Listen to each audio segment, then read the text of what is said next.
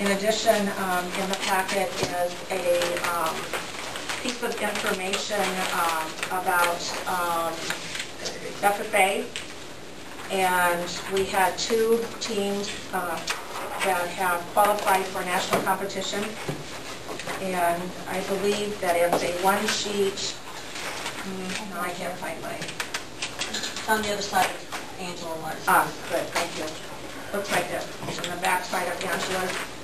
And the agronomy team and food science team both qualify for national competition, and those competitions will take place at National FFA Conference. So they'll travel with that team, or with that, to that conference, and they'll compete at that time. One of the things you might find interesting is that on that agronomy team, at least 3 of those 4 kids are planning on agronomy majors. They'll be seniors this fall, planning on agronomy majors, and Iowa State's agronomy department contacted them and said, not because they were headed to Iowa State, but because you're the winning team, you know about agronomy in Iowa and crops, but you know nothing about it nationally. And if you're going to compete nationally, we're going to prep you for that. So they're getting a huge dose of just great information that will prepare them for their career fields. Food science, I don't know if anyone at the state level is working with the team. Do you know? Not that I've heard of. Okay. There is a very strong food science department at Iowa State, so I would imagine it's kind of a matter of asking. If you look at the ag mechanics team, they placed 3rd overall. Down at the bottom of the page, not just like the next 2, but at the bottom of the page, the horse evaluation team. First time we've ever done any kind of equine judging whatsoever. So horse judging team at the high school, but notice the middle school team finished 1st.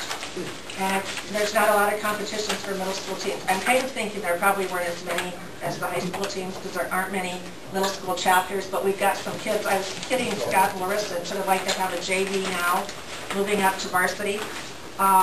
Under nursery landscape and floriculture, you can see that the kids did well again, placed 8th. And they had a top individual in floriculture and pesticide use. So there are some kids that are just really strong competitors. But if you think about the skills they gain, it's not necessarily just related to agronomy. It's the ability to speak before people, to organize your thoughts, to be composed. I was telling Scott Johnson that I really think that if I was to name one thing I did as a kid until I was 21, it was 4-H.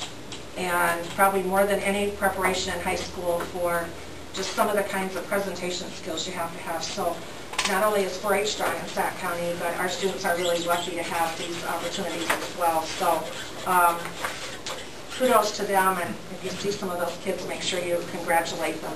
The instructors, you know. Yeah. There was a nice article in the Carroll paper, but it didn't mention the instructors, and that was my only disappointment with it, because you don't get to that point without having good instruction. And I think that this underscores your reason for going to work on this greenhouse at Sac City too. And I was also going to say that 3 of those kids under the floriculture work at the area greenhouse, you know, which is tying into school with School to work. And yes. This is our largest program, and boy, we've got a good percentage of those kids that go on to college level, and they're starting their life's work right here in middle school.